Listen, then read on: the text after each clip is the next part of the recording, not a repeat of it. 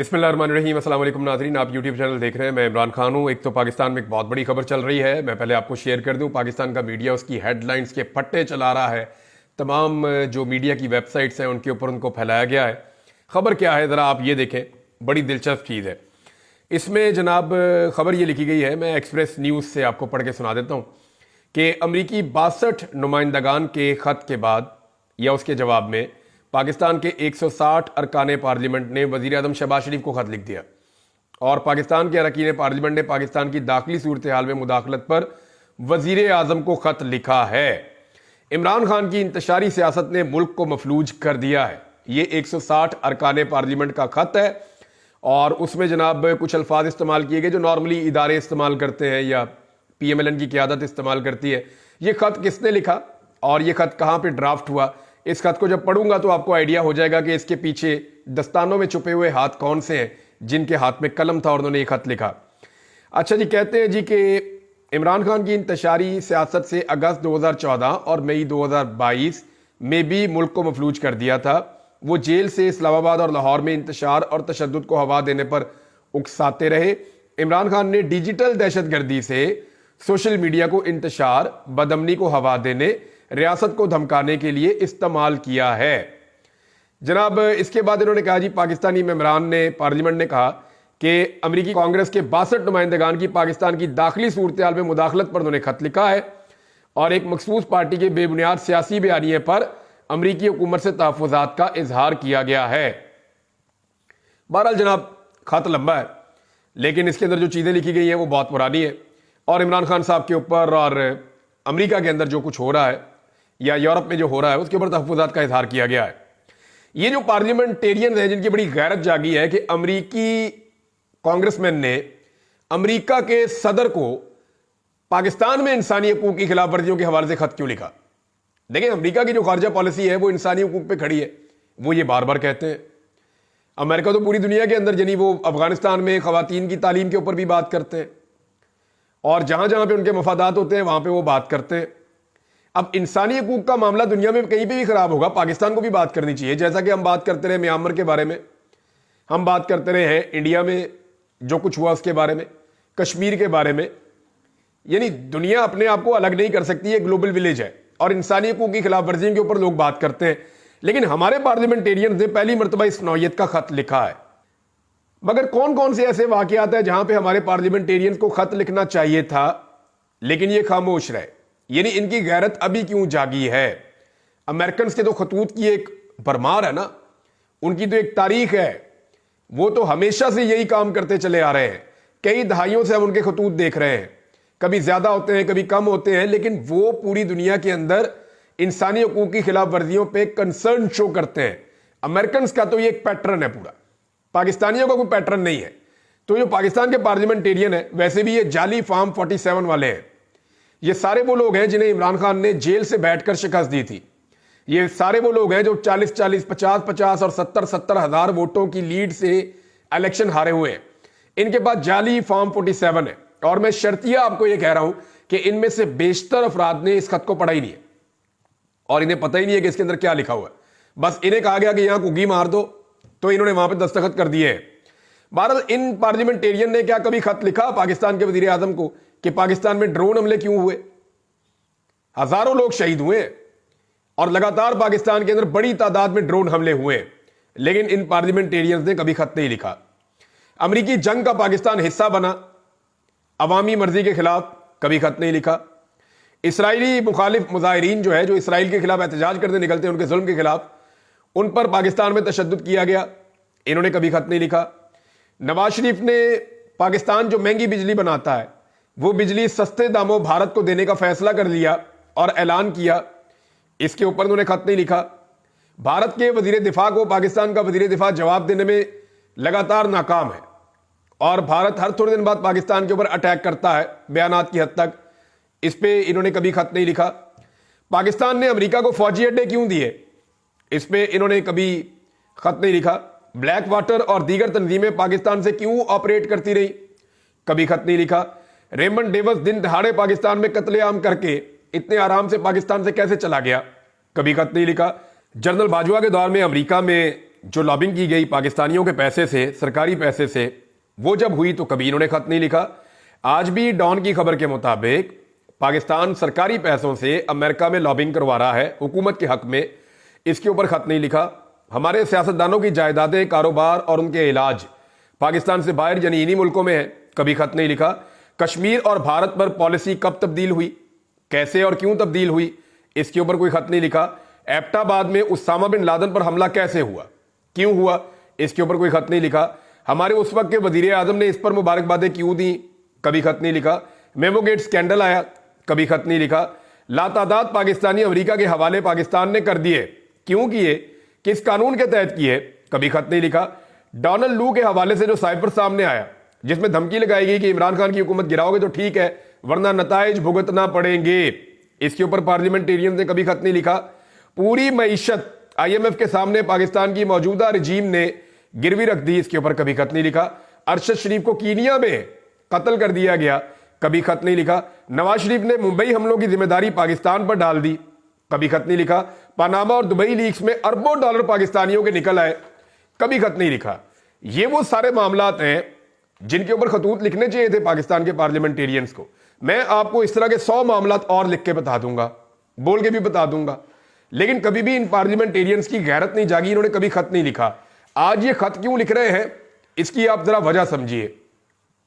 खत लिखने की वजह यह है कि ये जाली फार्म 47 के ऊपर सारे MNA बने हुए हैं और इन्हें पता है कि जेल में बैठा हुआ आदमी किसी वक्त भी इनसे इक्तदार छीन लेगा और ये आइंदा कभी MNA बनने के काबिल भी नहीं रहेंगे।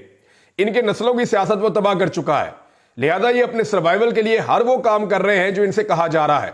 खत किसी और ने लिखा और दस्तखत जनाब सबसे करवा लिए गए, और वैसे भी इनके खत की औकात क्या है, खत की औकात क्या है, ये तो जाली असेंबली है, ये तो जाली फार्म 47 के ऊपर आए हुए हैं, तो इनके खत की वैसे भी कोई औकात नहीं है। और आलमी सतह पे आप देख लीजिए अपनी औकात, ये वो पार्लियामेंटेरियन है जो अपने वजीर आजम से नहीं मिल सकते, और उस वजीर आजम की हालत ये है कि जहां अमेरिका में खत लिखा गया, ये उन खत लिखने वालों से आपका वजीर आजम नहीं मिल सकता।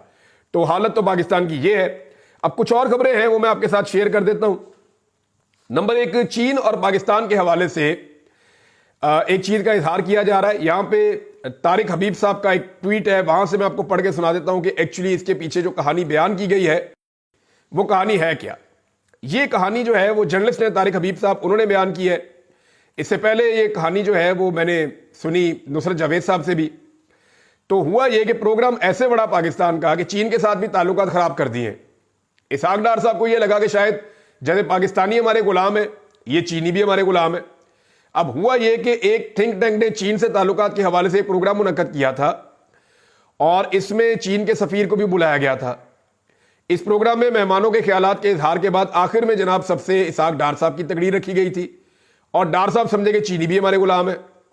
डार साहब ने अपनी तकरीर में कहा कि पाकिस्तान और चीन की दोस्ती इतनी मजबूत है कि चीनी सदर ने हाल ही में शहबाज शरीफ से मुलाकात की है और एक बात कही है। उन्होंने कहा कि पाकिस्तान के अलावा दुनिया में किसी भी मुल्क में अगर चीनी बाशिंदों को नुकसान पहुंचेगा तो चीन इस मुल्क में सरमायाकारी नहीं करेगा और ना ही इस मुल्क के साथ ताल्लुकात को फरोग देगा। सिर्फ पाकिस्तान को चीन के इस पॉलिसी से इस्तिस्ना है, यानी पाकिस्तान में चीनी मरते मर जाए तो यहां पे चीन की पॉलिसी नहीं बदलेगी। यहां पे चीन जो है वो पाकिस्तान के साथ ताल्लुकात भी रखेगा और सरमायाकारी भी करेगा, बेशक चाइनीज मरते मरते रहे। लेकिन बाकी दुनिया में अगर चाइनीज के साथ कुछ होगा तो चीन की पॉलिसी है कि ना सरमायाकारी करेगा और ना ताल्लुकात रखेगा। ये इतना बड़ा दावा कर दिया इसहाक डार साहब ने बगैर पूछे।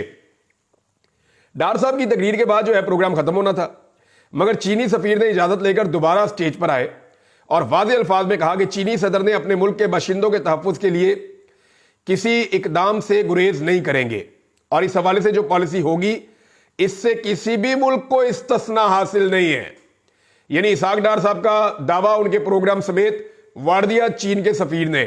एक तरफ सफीर है, एक तरफ डिप्टी वजीर आजम है, तो ये आपकी औकात।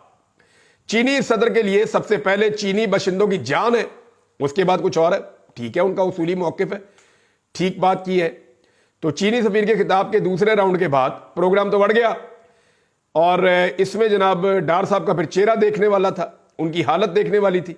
उनके चेहरे पे एक रंग आ रहा था और एक रंग जा रहा था और यानी डार साहब को लगा जैसे पाकिस्तानियों की जान सस्ती है और पाकिस्तानी मारे जाए तो कुछ नहीं होता, तो ऐसे ही जो चीनी है उनकी भी जान सस्ती है और हम उनके बारे में भी इस तरह के दावे कर सकते हैं। नादरीन, पाकिस्तान के दफ्तर खारजा ने इसके ऊपर हैरत का इजहार किया बाद में, क्योंकि मौके पे तो डार साहब का मुंह बंद हो गया था और पाकिस्तान में चीन के सफीर का बयान हैरानकुन है, जो दोनों ममालिक के सफारती ताल्लुकात की अक्कासी नहीं करता। पाकिस्तान ने इसके ऊपर ये रद्द अमल दिया है। मरियम नवाज साहिबा ने एक और दावा कर दिया और अपने वालिद को लेकर, अपनी पॉलिटिकल पार्टी को लेकर वो बार बार ये दावा करती हैं। अगर मुखालिफिन भी कह रहे हैं कि नून लीग की हवा चल पड़ी है, तो मुखालिफिन वाकई ये कह रहे हैं कि नून लीग की हवा चल नहीं पड़ी, नून लीग की हवा निकल गई है। नून लीग के गुब्बारे में जाली फार्म 47 के साथ जो हवा भरी थी पाकिस्तान के इदारों ने और सहूलतकारों ने मिलकर, वो हवा अब निकलने का टाइम हो गया है। ये गुब्बारा पंचर हो गया है और अभी कभी इस तरफ जा रहा है, कभी इस तरफ जा रहा है। इन्हें समझ नहीं आ रही कि ये अपने गुब्बारे को संभालें कैसे।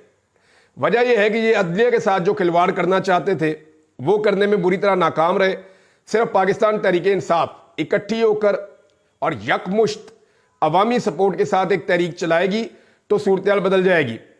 अलीमा खान साहिबा ने एक बड़ी इंपॉर्टेंट बात की है। उन्होंने ना डोनाल्ड ट्रंप के इलेक्शन को लेकर, बहुत सारे लोग बहुत जज्बाती हो जाते हैं, लेकिन उससे फर्क पड़ेगा, लेकिन इंटरनेशनल फ्रंट है ना। यानी अलीमा खान साहिबा ने यह कहा कि डोनाल्ड ट्रंप पे जिसको उम्मीद है वो रहे, लेकिन पाकिस्तानियों को खुद कुछ करना पड़ेगा और पाकिस्तानियों को इमरान खान के लिए तहरीक चलानी पड़ेगी और हम एक आजाद मुल्क है। बड़ा लाउड एंड क्लियर उनका मैसेज है अलीमा खान का। इमरान खान साहब भी हमेशा ये कहते हैं कि ठीक है, हम इंसानी हकूक की खिलाफ वर्जियां करें तो दुनिया उंगली उठा सकती है, उनका हक है, और अगर दुनिया इंसानी हकूक की खिलाफ वर्जी करे तो हम भी उंगली उठा सकते हैं, हमारा हक है। हमने ईरान में जुल्म हुआ, इराक में जुल्म हुआ, हमने फलस्तीन में जुल्म हुआ, दुनिया के जिस जिस मुल्क में जहां जहां जुल्म हुआ, लिबिया में कहीं भी हमने आवाज उठाई है, शाम के मुसलमानों के लिए आवाज उठाई है। तो इसी तरह ये आवाज उठाना सबका हक होता है, और अगर हम जुल्म करेंगे तो जो मुहज़्ज़िब दुनिया है वो भी आवाज उठाएगी, जो कुछ इस वक्त पाकिस्तान में हो रहा है।